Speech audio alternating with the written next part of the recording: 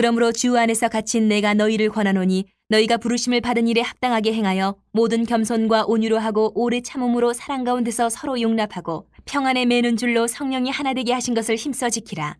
몸이 하나여 성령도 한 분이시니 이와 같이 너희가 부르심의 한 소망 안에서 부르심을 받았느니라. 주도 한 분이시요 믿음도 하나요 세례도 하나요 하나님도 한 분이시니 곧 만유의 아버지시라. 만유 위에 계시고 만유를 통일하시고 만유 가운데 계시도다. 우리 각 사람에게 그리스도의 선물의 분량대로 은혜를 주셨나니 그러므로 이르기를 그가 위로 올라가실 때에 사로잡혔던 자들을 사로잡으시고 사람들에게 선물을 주셨다 하였도다. 올라가셨다 하였은즉 땅 아래 낮은 곳으로 내리셨던 것이 아니면 무엇이냐. 내리셨던 그가 곧 모든 하늘 위에 오르신 자니 이는 만물을 충만하게 하려 하심이라. 그가 어떤 사람은 사도로 어떤 사람은 선지자로 어떤 사람은 복음 전하는 자로 어떤 사람은 목사와 교사로 삼으셨으니 이는 성도를 온전하게 하여 봉사의 일을 하게 하며 그리스도의 몸을 세우려 하심이라. 우리가 다 하나님의 아들을 믿는 것과 아는 일에 하나가 되어 온전한 사람을 이루어 그리스도의 장성한 분량이 충만한 데까지 이르리니 이는 우리가 이제부터 어린아이가 되지 아니하여 사람의 속임수와 간사한 유혹에 빠져 온갖 교훈의 풍조에 밀려 유동하지 않게 하려 함이라. 오직 사랑 안에서 참된 것을 하여 범사에 그에게까지 자랄지라. 그는 머리니 곧 그리스도라. 그에게서 온몸이 각 마디를 통하여 도움을 받음으로 연결되고 결합되어 각 지체의 분량대로 역사하여 그 몸을 자라게 하며 사랑 안에서 스스로 세우느니라. 아이가 모태에서 태어나면 성장해야 되고 이제 성숙해야 됩니다. 그것이 당연한 이치죠. 마찬가지로 주 안에서 교회 공동체가 세워지면 역시 성장하고 성숙해야 합니다. 교회가 성장하고 성숙하기 위해서는 주님께서 이미 우리에게 주신 선물이 있어요. 그것을 올바르게 사용할 때 교회가 성장하고 성숙합니다. 아이에게, 모태에서 태어난 아이에게 빈몸뚱이가 아니고 그 가운데 각 지체들이 있어요. 아이가 태어날 때 벌써 팔도 있고 다리도 있고 또 몸 안을 들여다보면 심장도 있고 각종 장기들이 있고 주어진 것이 있어요. 그것을 어떻게 사용해야 되느냐. 그것이 건강해야 성장하고 성숙한다라는 거죠. 교회도 마찬가지입니다. 주 안에서 세워진 교회는 이미 주어진 것들이 있습니다. 그것을 올바르게 사용할 때 성장할 수 있다. 성숙할 수 있다.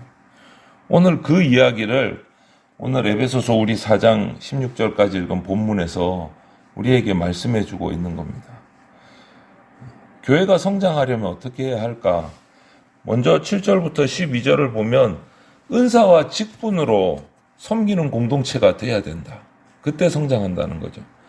하나님께서는 그리스도의 몸인 교회를 위해서 여러 가지 다양한 은사도 주셨고 고유한 직분도 주셨어요.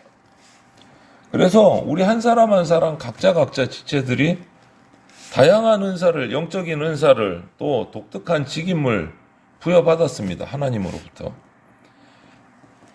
그렇기 때문에 우리는 이 은사를 자랑할 수가 없어요. 직분을 내세우며 자랑할 수가 없어요. 하나님이 주신 것이기 때문에. 내가 이 정도인데 이렇게 자랑할 수가 없는 거예요. 하나님께로부터 받은 것이기 때문에. 우리 자격, 우리 공로 이것과는 전혀 상관없이 교회를 위해서 주신 선물이기 때문에 우리는 자랑하는 게 아니고 그 받은 은사, 그 받은 직임을 가지고 잘 섬겨야 돼요. 목적은 똑같아요. 어떤 은사를 받았든지 어떤 달란트를 받았든지 어떤 직분에 있든지 상관없이 그 목적은 똑같아요. 뭐냐? 성도를 섬기고 교회를 세우는 거예요. 목적은 똑같아요. 교회를 세우는 거예요. 그래서 우리는 하나님께서 내게 주신 여러 가지 달란트들을 정말 감사하게 여겨야 됩니다. 세상이 인정을 해주든지 안 해주든지, 주변의 사람들이 나를 칭찬하든지 무엇을 하든지 그것과는 아무 상관없어요. 거기에 목적이 있는 것이 아니고 내게 주어진 달란트, 은사를 가지고 성도를 섬기고 교회를 세우는 것이 목적이기 때문에 그것을 보고 섬겨야 돼요. 칭찬을 해주든지 말든지 상을 받든지 무엇을 하든 그것과는 상관없는 거다. 하나님이 내게 은사 주신 목적, 하나님께서 나에게 이런 일을 하게 하신 목적, 그것을 깨달아서 그 목적대로 내가 온전히 섬기는 것이 그리스도의 몸된 교회를 세워가는 방법이다. 방법. 그것이 교회가 성장하는 첫 번째다. 내게 주신 달란트대로 섬기는 것이 교회가 성장하는 방법이다. 그리고 또 한 가지 13절부터 15절을 보면 온전하게 성장해 가야 돼요. 온전하게. 서두에 갓난아이가 모태에서 태어나서 성장하는 것이 당연하다고 했듯이, 그런데 그 성장이 올바르지 못하면 여러 가지 장애가 생길 수 있단 말이에요. 성장하면서. 교회도 동일합니다. 온전하게 성장하지 못하면 장애가 있는 교회가 세요. 장애가 있는 공동체. 여러 가지로 어려움이 생긴다는. 그런데 13절에서 15절을 보면 온전한 몸으로 성장하는 공동체가 되어야 된다. 온전한 몸. 이렇게 온전한 몸으로 교회가 온전한 교회로 성장하려면 모든 성도가 빠짐없이 오늘 본문에 나오듯이 그리스도를 믿는 것, 그리스도를 아는 것, 여기에 하나가 되어야 된다. 하나님의 아들이신 예수 그리스도를 구주로 믿고 진리인 복음을 알아가는 일에 모든 성도가 하나가 되어야 된다. 마음을 모아야 된다. 그래야 온전한 교회로 성장할 수 있습니다. 영양분이 골고루 공급돼야 되듯이. 그렇잖아요? 운동선수들이 팔만 주로, 오른팔을 많이 쓰는 운동선수들은 운동을 오래 하다 보면 오른팔만 좀 굵어지고 조금 비대해져요. 또 사용하는 것만. 그렇게 돼서는 안 된다라는 거예요. 온전하게 공동체가 모든 지체들이 다 건강한 모습으로 온전한 몸으로 성장해 가야 되는데 그 방법은 영양분이 골고루 가야 된다. 팔에만 가도 안 되고 발에만 가도 안 되고 머리에만 가도 안 되고 골고루 그렇게 하는 방법. 모든 성도가 예수 그리스도를 믿고 예수 그리스도를 아는 것에 하나가 되어야 된다. 그래야 온전하게 공동체가 성장할 수 있다. 우리는 세상 유혹에 넘어지고 풍조에 요동하는 그런 어린 신앙에서 벗어나야 돼요. 영적인 안목을 가지고 올바른 영적인 분별력을 가진 그러한 온전한 신앙이 되어야 된다. 그리고 우리가 온전한 성도가 되면 그것은 예외 없이 똑같습니다. 예수 그리스도를 알려고 노력해요. 예수 그리스도를 닮아가려고 힘써요. 그게 온전한 성도가 온전한 공동체가 된 교회의 모습이에요. 모습이에요. 그런데 교회인 우리가 성장과 성숙이 제대로 되지 않고 뭔가 한쪽으로 기형적으로 아니면 성장을 못하거나 이거는 병이 든 거다. 병이 든 거다. 병. 우리가 사랑으로 행하고 진리를 알기 위해서 애쓰고 달려갈 때 사랑과 진리이신 예수님께서 자라게 하시는 거예요. 언제까지? 예수 그리스도의 장성한 분량에 이르기까지. 예수 그리스도를 닮아가는 것이 온전한 성숙이에요.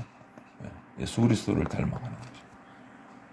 그리고 16절에 한 몸으로 함께 성숙해가는 공동체가 건강한 공동체다.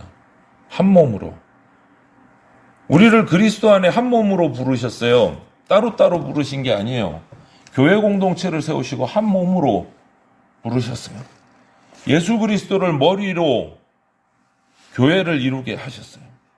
그렇기 때문에 예수님을 통해서 우리는 전부 다 연결되어 있습니다. 연결되어 있습니다.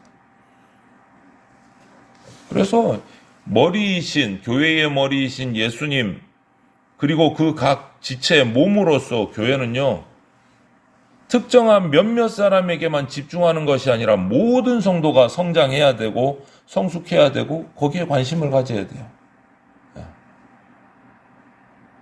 이러려면 모든 성도가 같이 하나가 되어야 연합해야 서로 사랑해야 가능하다는 거죠. 서로 사랑. 각자에게 주어진 사명이 있습니다. 잘 감당해야 됩니다. 동시에 서로 성장하도록 서로 격려하고 세워주고 도와주고 할 때 골고루 성장하는 거예요. 팔만, 다리 한쪽만 성장해서는 안 된다는 거예요. 하나님이 정말 원하시는 교회는요, 한 몸으로 함께 성장하고 성숙하는, 서로 사랑하는 교회, 서로 섬기는 교회다라는 거예요. 이것을 말씀하면서 오늘 서두에 1절부터 6절에 무엇을 얘기했느냐? 하나됨을 지켜라 라고 강조하면서 이 얘기를 했어요. 하나됨을 지켜라. 바울은 에베소 성도들에게 부르심에, 하나님이 우리를 부르신 그 부르심에 합당한 삶을 살라고 권면을 합니다. 그러면 합당한 삶을 살기 위해서는 어떻게 해야 되느냐? 우리가 하나 되게 한 것을 힘써 지켜야 한다라고 강조를 해요. 합당한 삶이 뭡니까? 금방 말씀드린 겁니다. 은사와 직분으로 섬기고 온전한 몸으로 성장해 가고 한 몸으로 성숙해 가는 것이 합당한 삶, 부르심에 합당한 삶인데, 그렇게 하려면 하나 된 것을 힘써 지켜야 된다. 여기서 우리가 잘 봐야 될 것이 있어요. 3절 말씀에 하나 되기 위하여 라고 말하지 않고 하나 되게 하신 것을 힘써 지키라 그랬어요. 너희가 하나 돼야 된다, 이게 아니에요. 하나 되기 위해서 힘써라가 아니고 하나 되게 하신 것을 힘써 지키라. 말이 엄청나게 다른 의미를 가지고 있어요. 이 말은 뭐냐? 하나 되게 하신 것, 이것은 뭐냐? 이미 예수 그리스도 십자가 사역을 통해서 우리를 하나로 만들어 주셨다는 거예요. 하나로 만들어 주셨다는 거예요. 하나로. 이방인과 우리 2장에서도 묵상했듯이, 에베소서 2장에서도 묵상했듯이 이방인과 유대인의 그 담을 예수님께서 십자가를 통해서 허물으셨어요. 그리고 한 몸으로 새롭게 만드셨어요. 예수 그리스도 안에서 이미 한 몸이 되게 하나를 만들어 놓으셨어요. 하나 만들어 놓으시고 지금 우리에게 하시는 말씀이 그것을 너희가 지켜야 될 의무가 있다. 이미 하나 되게 해 놓으셨기 때문에 이제 너희는 그것을 지켜야 된다. 너희가 하나 되라가 아니고 하나 되게 하신 것을, 예수 그리스도 안에서 하나 되게 하신 것을 너희는 이제 지켜야 된다. 부서뜨리지 말아라. 이거예요. 부서뜨리지 말아라. 사소한 일로 다투고 작은 이익 때문에 파당을 만들고 이런 일로 우리 소중한 하나됨, 이 소중한 그리스도인의 삶을 허비해서는 안 된다라는 거예요. 오늘 말씀에 뭐라고 합니까? 평안에 매는 줄과 성령의 도움으로 하나 돼야 돼. 하나 되라. 다툼을 화해로, 분열을 일치로 바꾸는 일에 정말 힘써 애쓰는 성도가 정말 멋진 성도인 거예요. 힘써 지키라. 이 말을 보면 또 하나됨을 지키는 것이 그렇게 간단한 일은 아니구나 하는 것을 느끼는 것이, 바울이 3절에 하나 되게 하신 것을 지켜야 된다라고 말한 게 아니고 힘써 지키라라고 해서 힘써 지키라. 쉬운 일 아니다는 거예요. 정신 바짝 차리고, 예수님께서 십자가 보혈의 공로로 우리를 하나로 묶어 놓으셨으니까 지켜야 되는데 힘써 지키라. 대충 있으면 무너질 수 있다는 거예요. 힘써 지키라. 쉬운 일 아니라는 거예요. 힘써 지키라. 이렇게 하나됨을 지키는 일에는요, 반드시 성령님의 도우심이 필요합니다. 우리 인간의 힘만 가지고는 불가능해요. 동시에 우리가 해야 할 일도 있습니다. 성령님의 도우심을 받아서 우리가 해야 될 일 뭐냐? 하나됨이 얼마나 중요한가를 계속 우리가 되뇌이고 선포하고 강조해야 됩니다. 오늘 4절, 5절, 6절, 3절에 보면 이 하나라는 말이 7번이나 계속 나와요. 계속 사용해요. 7번이나. 그 3절 사이에 하나됨, 하나님이, 우리가 하나.